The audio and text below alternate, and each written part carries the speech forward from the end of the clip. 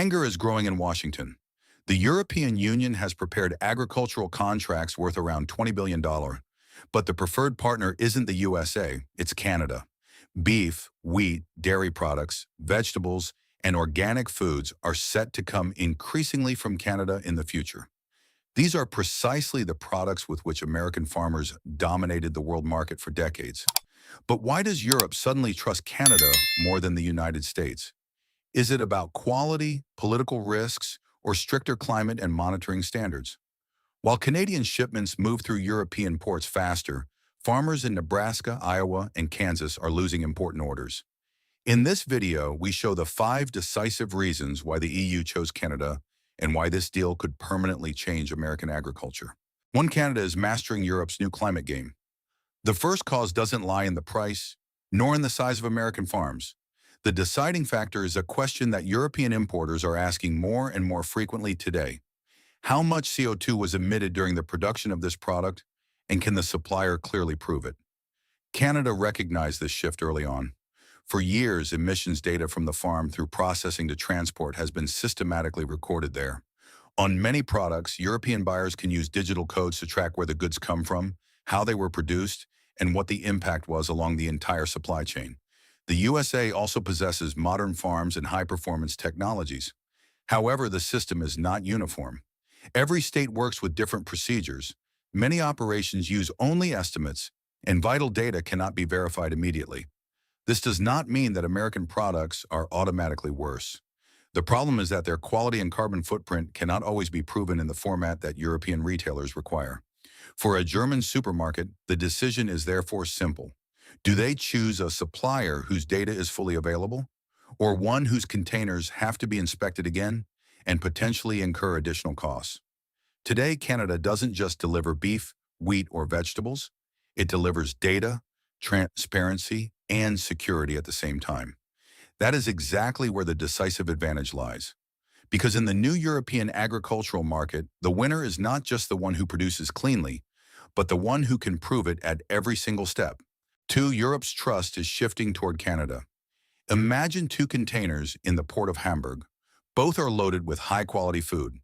One comes from Canada, the other from the USA. But while the Canadian goods are transported directly to supermarkets after a quick digital check, the American container stays put.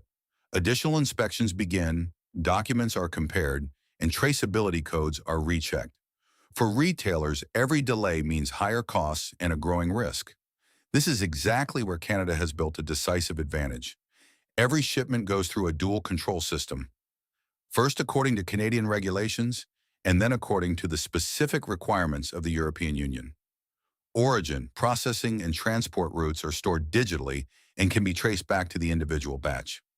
One scan is enough, and the importer can see if the product exactly matches what was promised. In the USA, on the other hand, there is no fully uniform system. States, companies, and supply chains use different procedures. Many American farms continue to deliver excellent quality.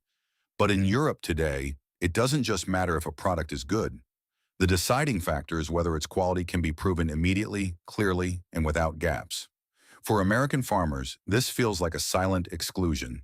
They still get up early, produce to high standards, and package their goods carefully. Nevertheless, long-standing orders are not returning. Not because their products are fundamentally bad, but because Canada offers European buyers something that has become almost priceless in uncertain times: trust without additional questions. And it is precisely this trust that decides today whose meat, grain, and vegetables end up on Europe's shelves. 3. The USA is changing the rules. Canada guarantees stability.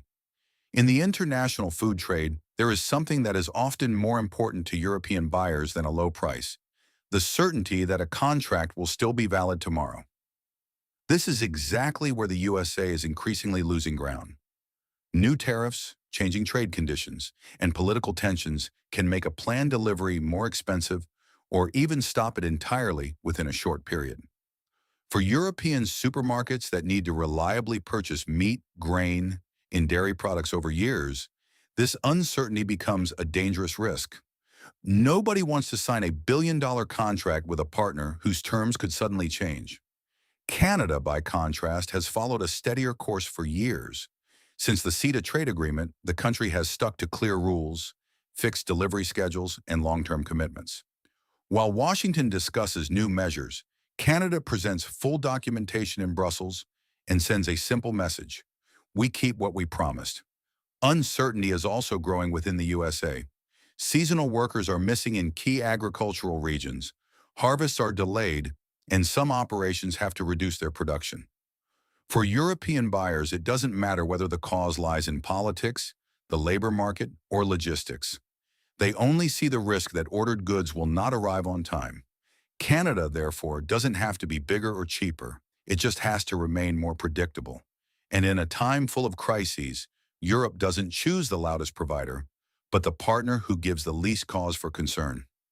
That is exactly why more and more long-term orders are moving from American farms to Canada. For foreign, Canada isn't just producing more, it's producing more purposefully. For decades, the strength of American agriculture was based on a simple formula: produce more, deliver faster, and sell cheaper. This system made the USA a global agricultural power. But Europe's market has changed.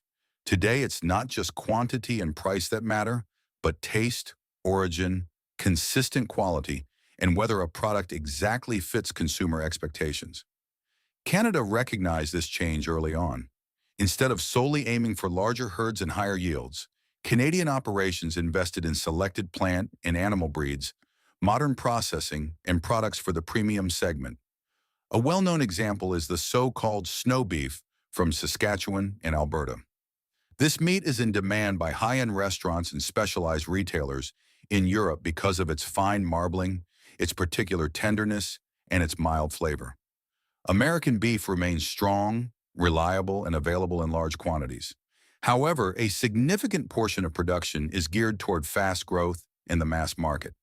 This is precisely why it loses exclusivity with demanding European customers. The difference is critical. The USA produces to supply as many people as possible. Canada produces to be chosen by the most demanding buyers. And whoever wins the premium segment in Europe gains not only higher prices, but also influence over international food trends. The $20 billion deal therefore reflects a new reality. Size alone no longer guarantees success. The market today rewards a supplier who understands exactly who they are producing for. Fire 5, Canada understands Europe better. The final reason goes far beyond quality and prices. In world trade, it's not just what a country sells that matters, but also how it treats its partners. This is exactly where Canada follows a strategy that is particularly well received in Europe. While the USA often links agricultural negotiations to larger conflicts over tariffs, industrial policy, or other trade issues, Canada focuses on what European buyers actually need: clear standards, reliable deliveries, and easy cooperation. New regulations are adopted early, labels are adapted, and technical documentation is provided in the respective national languages. For retailers in Germany, France, or Belgium, this means fewer misunderstandings, fewer delays, and lower risks. Canadian products, therefore, no longer seem like complicated imports. They fit almost seamlessly into European supply chains. The USA still possesses modern technologies, fertile soil, and experienced farmers. But between their fields and the European markets, a stable connection is often missing. Canada has built this bridge over many years. It listens, adapts, and does not try to force its own rules on its partner. This is perhaps the bitterest realization for Washington. Europe didn't choose Canada because it is bigger or more powerful. Europe chose Canada because the cooperation feels easier, calmer, and more trustworthy. In a market already weighed down by crises and political tensions, the loudest provider doesn't always win. Sometimes the winner is the one who speaks the partner's language and makes them feel truly heard. The $20 billion deal is much more than a simple change of suppliers. It shows that size and production volume alone are no longer enough. Europe is looking for partners today who prove quality, disclose climate data, guarantee stable deliveries, and are willing to adapt to European standards. Canada understood this shift sooner. While the USA still relies on its former strength, Canada is quietly building new relationships and winning exactly those markets that are particularly demanding and influential. However, American agriculture is not yet lost. The USA still has experienced farmers, modern technology, and enormous production capacities. The decisive factor now is whether Washington is ready to win back trust and change its strategy. Do you think the USA can win Europe back? Or will Canada become the EU's most important agricultural partner in the long run? Write your opinion in the comments. Subscribe to the channel and turn on notifications so you don't miss any of our next analyses.